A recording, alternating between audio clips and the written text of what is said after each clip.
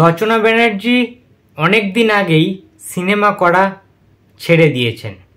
Reality শোতে আমরা দেখতে পেতাম এবং ইদানিংকালে দেখতে পেয়েছি যে তিনি রাজনৈতিক দলে যুক্ত হয়েছেন এবং রাজনৈতিক প্রেক্ষাপটে নিজেকে আবর্তিত করছেন। তাহলে কি রচনা ব্যানার্জিকে আর কখনোই আমরা সিঙ্গেল স্ক্রিন হলে আর দেখতে পাবো না কোনো সিনেমাতে? আমার যে কোনো ভিডিওর কমেন্ট বক্সে আমার কিছু সাবস্ক্রাইবারদের এমন কিছু কমন প্রশ্ন উঠে আসছে যেগুলো নিয়ে কথা বলাটা আমার উচিত বলেই মনে হলো। সেটা সবচেয়ে এটা গুরুত্বপূর্ণ লাগলো যে এই কোশ্চেনটা অনেক উঠে এসছে যে প্রসেনজিৎ চট্টোপাধ্যায় এবং রচনা ব্যানার্জি, প্রসেনজিৎ রচনার যে জুটিটা, যে মিষ্টি একটা কাপেল অন স্ক্রিন, সেই জুটিটা কেন আর কাজ করছে না, তাদের কেন আর দেখা যাচ্ছে না অন স্ক্রিনের রূপালী পর্দায়। তো এটা নিয়ে বেসিক্যালি আজকে ভিডিও, যে সবার মনে একটা কৌতূহল, একটা যে বিষয়টা, যে প্রশ্নটা, যে কেন প্রসেনজিৎ রচনা একসাথে সিনেমা করছেন না, ওয়াই?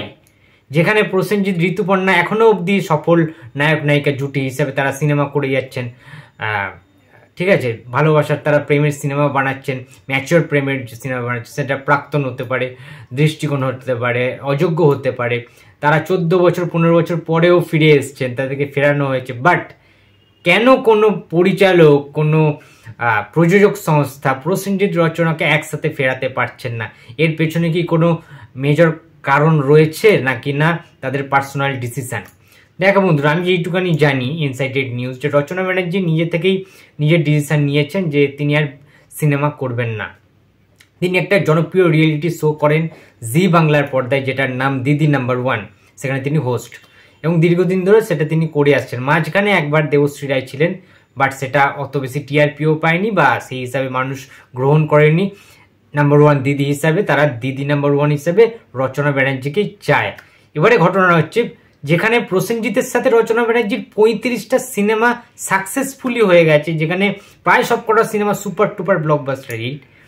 তোমার সিনেমাগুলোর নাম যদি শোনো বুঝতে পারবে যে তোমরা সব কিছুই সিনেমা তোমাদের দেখা, আই থিঙ্ক টিভির পর্দায়, সিনেমা হলে গিয়ে কিংবা ক্যাসেটে, সিডি, ডিভিডিতে তোমরা দেখেছো। যেমন সকাল সন্ধ্যা, মায়ের আঁচল, সবুজ সাথী, কুরুক্ষেত্র, শত্রুর মোকাবিলা, ঠিক আছে, প্রচুর সিনেমা রয়েছে। কটা সিনেমার নাম বলবো, কটা সিনেমার নাম বলবো না। সাথী আমার খুব সুন্দর অপূর্ব সিনেমা, ঠিক আছে, মানে ক্রিমিনাল রয়েছে, অন্যায় অত্যাচার রয়েছে, ঠিক আছে, একাই 100 রয়েছে। মানে আমার প্রচুর সিনেমা দেখেছি। প্রসেনজিৎ রচনার ওই জুটিটা না একটা আলাদা মিষ্টি জুটি লাগে। হ্যাঁ, সবাই বলতেই পারো যে প্রসেনজিৎ এবং ঋতুপর্ণার সবচেয়ে বেশি সিনেমা 50টা সিনেমা হয়ে গেছে, কিন্তু প্রসেনজিৎ রচনার 35টা সিনেমা হওয়ার সত্ত্বেও সেই জুটিটাকে না বেশ মিষ্টি লাগে, বেশ সুইট লাগে ওই জুটিটার সিনেমাগুলো দেখতে, এবং অনেক বেশি সাকসেসফুল কিন্তু ওই প্রসেনজিৎ রচনার জুটি। সুতরাং যখন তারা সিনেমা করলো না, করা ছেড়ে দিল, ঠিক আছে, যখন আমি জানি না যে কেন এই ডিসিশনটা নেওয়া হলো রচনার তরফ থেকে, কারণ বুমবাদা রিসেন্ট একটা ইন্টারভিউতে জানিয়েছেন যে তার একটা শেষ ইচ্ছা থাকবে যে তিনি কখনো যদি সুযোগ হয়, কখনো সেরকম স্ক্রিপ্ট পান এবং যদি রচনা রাজি থাকেন, তাহলে রচনার সাথে প্রসেনজিতের একটা সিনেমা, রোম্যান্টিক সিনেমা, ঠিক আছে, যেমনটা হওয়াটা দরকার এইরকম এজে, সেই রকম কিন্তু একটা করার চিন্তা ভাবনা বুমবাদার রয়েছে, বা বুমবাদার একটা ইচ্ছা রয়েছে, মনের ইচ্ছা রয়েছে যে রচনার সাথে যে জুটিটা এত মানুষ গ্রহণ করেছেন, এত এত হিট দিয়েছে, এত এত গোল্ডেন জুবলি, সিলভার জুবলি দিয়েছে যে জুটিটা, সেই জুটিটার সাথে একবার অন্তত কাজ করার ইচ্ছা কিন্তু বুমবাদার অবশ্যই রয়েছে।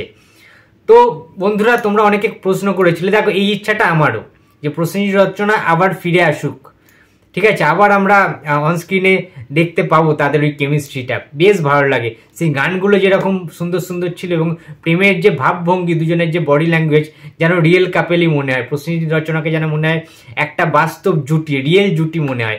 রিয়েল লাইফে তারা যেরকম, এমনি মানে রিয়েল লাইফেও কিন্তু তারা খুব ভালো বন্ধু, বেস্ট ফ্রেন্ডের মতো, এবং আমরা জানি তাদের মধ্যে বন্ডিংটা কতটা স্ট্রং, কতটা ভালোবাসার একটা জুটি। ভালোবাসার দুজনকে কিন্তু খুব ভালোবাসেন এবং রেসপেক্ট করেন।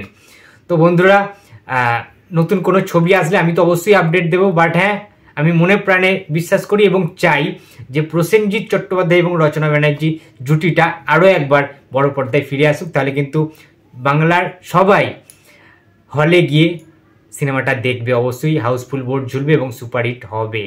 তো বন্ধুরা, তোমাদের ভিডিওটা কেমন লাগলো অবশ্যই জানিও, তোমাদের ইচ্ছাটা কি সেটা একটু জানিও, যে প্রসেনজিৎ রচনা কি জুটিটা যদি আবার বড় পর্দায় আসে তাহলে কি আবার সুপারহিট করার ক্ষমতা আছে তাদের এই বয়সে এসেও, সেটা অবশ্যই কমেন্ট বক্সে জানিয়ে দিও। ভিডিওটা ভালো লাগলে লাইক, কমেন্ট অ্যান্ড শেয়ার করতে ভুলো না। যদি চ্যানেলে নতুন হয়ে থাকো তো প্লিজ সাবস্ক্রাইব করে দিও। তো দেখা হচ্ছে আবার পরের ভিডিওতে। তো টাটা।